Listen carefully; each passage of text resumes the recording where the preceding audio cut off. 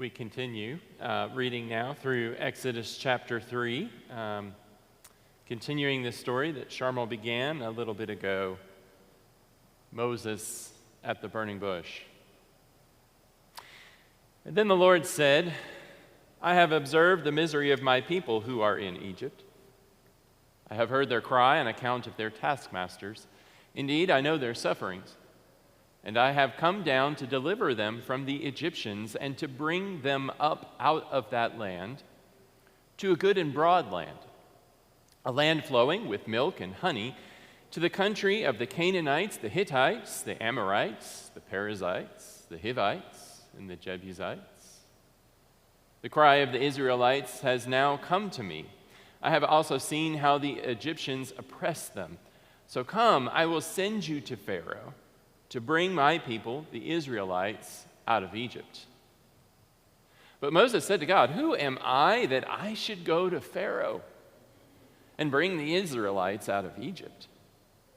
He said, I will be with you, and this shall be the sign for you that it is I who sent you.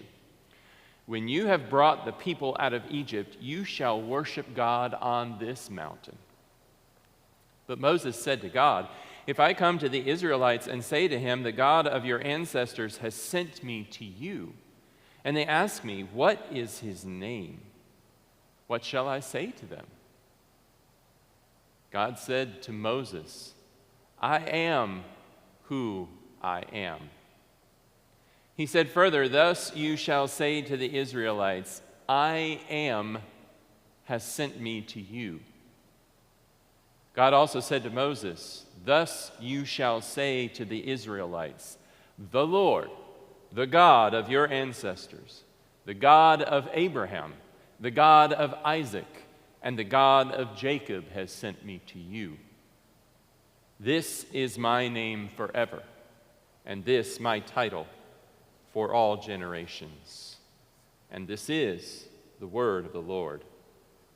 Thanks be to God.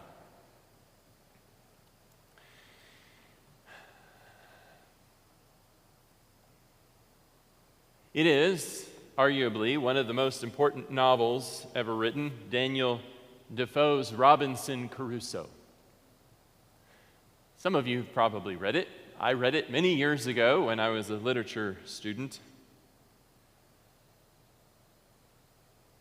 Whether you've read it or not, you're probably familiar with the story, at least familiar enough with the story, right? It's something of castaway before castaway, right? A man is shipwrecked on a deserted island. He's able to salvage enough of the wares from the ship, however, and carve out a life on this deserted island. It was written at the time much of a celebration of the technology of its era, its day, the incredible economy and wares and goods that could be made and purchased. And so great were these goods, the life that this one person could create for himself by them on this island. In fact, Crusoe didn't need other people. He had everything he needed. But then it happens. He's walking along one day and he sees footprints on the beach. Now, you would think that somebody stranded alone on a deserted island would be overjoyed to see signs of other people. But not our hero. His first response is horror.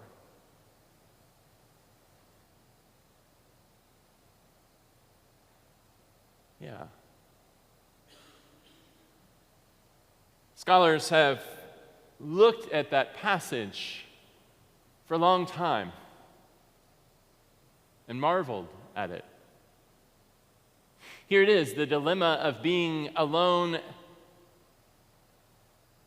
Here is the dilemma of being in community. Here is the dilemma of being human. in our own brokenness and our own fallenness, and being in the proximity or presence of other people in their brokenness and their fallenness. Here's the issue. Here's the concern. When we encounter other people, we bring all that we are, the good, the bad, and the ugly. And we as good Reformed Christians know there's a lot of bad and ugly in there. That's part of our heritage. We're aware of our sinfulness, right? But we also know that when we encounter other people, they bring that as well. And Calvin talks about the utter sinfulness of humanity, right? We're aware of that. And in encountering others, as our hero Caruso does, his first response is fear, to hold back. He's been getting along just fine. Yeah. Moses has a similar encounter this morning. Now, whether Moses has been getting along just fine or not is subject for debate. But he is going to encounter another being,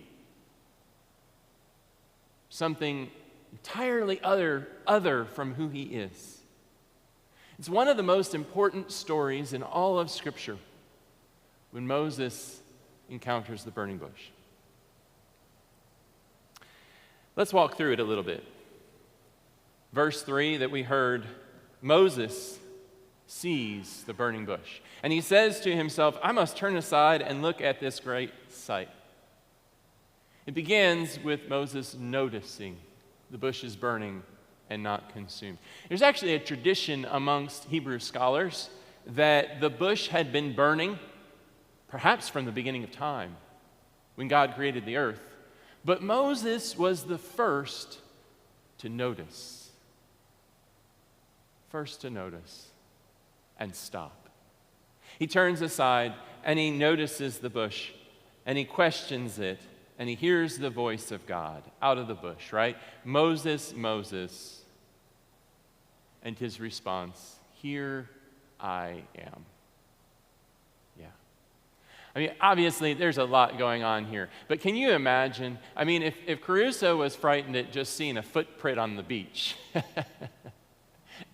Moses sees a bush burning that's not consumed and hears the very voice of God. Yeah. Take off your sandals, Moses. The ground you're standing on is holy ground. Philosopher, theologian Martin Buber models relationships in what he calls an I-thou relationship. He talks about the sacredness or the holiness of encountering that which is other, different from us.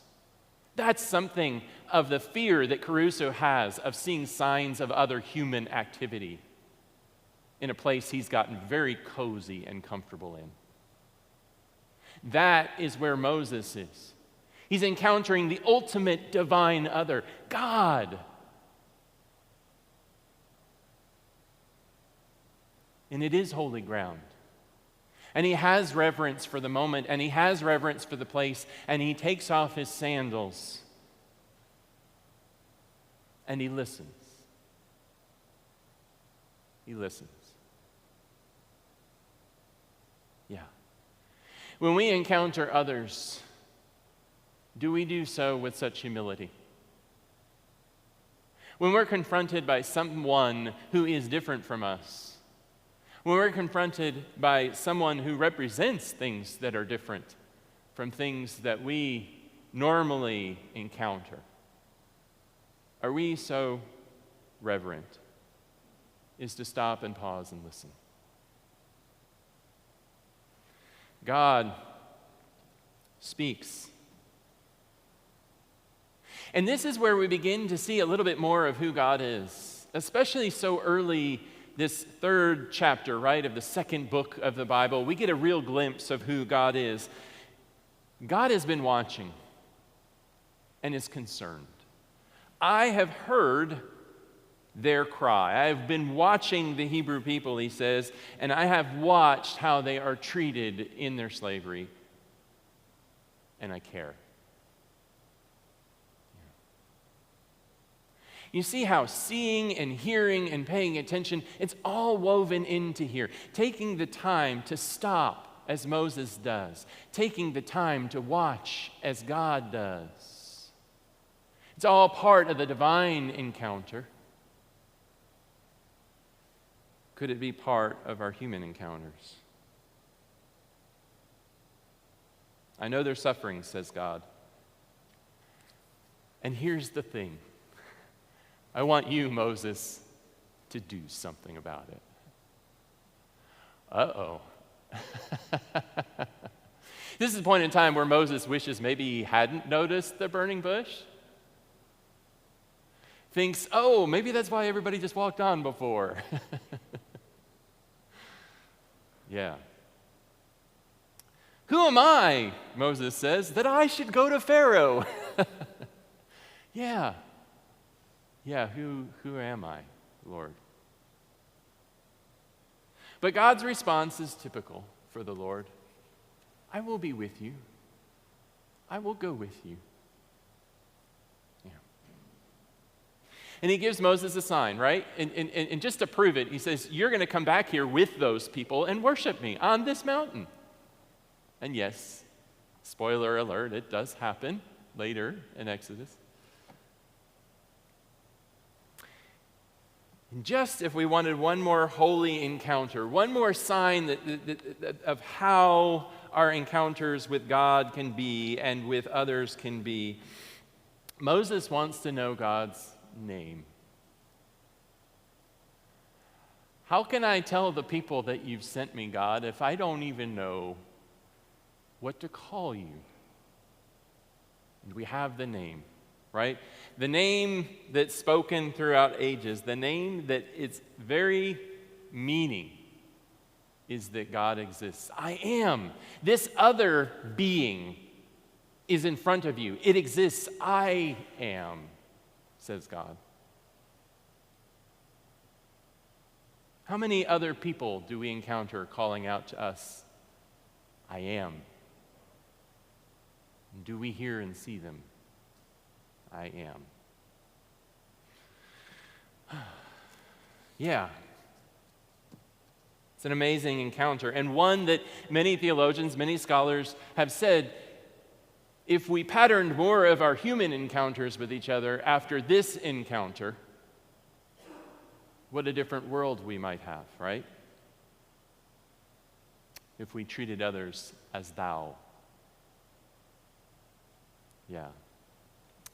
But, let us not get too far ahead. Moses discovers a God that is entirely other, but yet is concerned about God's people. Moses encounters a God who is entirely other and doesn't need people, and yet chooses to care about them, and sends Moses to do something about it. Yeah. And in this, God gives Moses an incredible gift of God's presence. Yeah. God's love is for us, but it's interesting. It's also a love that continuously calls us to act on behalf of others. It's not one or the other, it's both. God's grace is for you and me, but it's also a grace that convicts us to go and share that grace with the world. God's salvation is a free gift, but it's a gift that in setting us free from shame and guilt and despair and doubt, sends us forth to give and to share. And everyone is invited into that. Everyone. Our encounters with God set us free from all forms of bondage, even as the Lord set the Hebrews free from slavery. But the encounter also leaves us with something to do. And the good news, again, is that God promises to go with us, to not leave us alone. So what does your encounter with God look like? What is your burning bush? What are the moments in your lives when you have known, when your heart was on fire and you knew that God was with you? Can you point to them? Can you remember them? Do you know places you can go, books you can read, poems you can listen to, movies you can watch that do something, stir something within you that you know God speaks through to you? What is that encounter for you? What is it you feel in the core of your being when something holy happens in front of your eyes? Can you put words to it? It's something entirely other than us, right?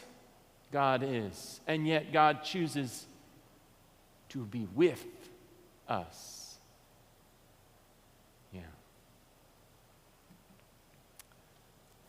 You know, that encounter is for you. It is. It's about you and God, but it's never just about you and God. It's also about carrying forth that message to others. A holy I and thou. May you have richer and deeper and truer, fulfilling occasions to experience the holiness of God breaking forth in your midst, the burning bush before your eyes that is not consumed, out of which the voice of God may lead and guide you. May you take comfort in that God will go with you. And may you remember that encounter is for you, but it is also for the people of God everywhere. Our encounters with God are about us and God, but they're never about just us and God. They're about the other thous out there who need to know and hear.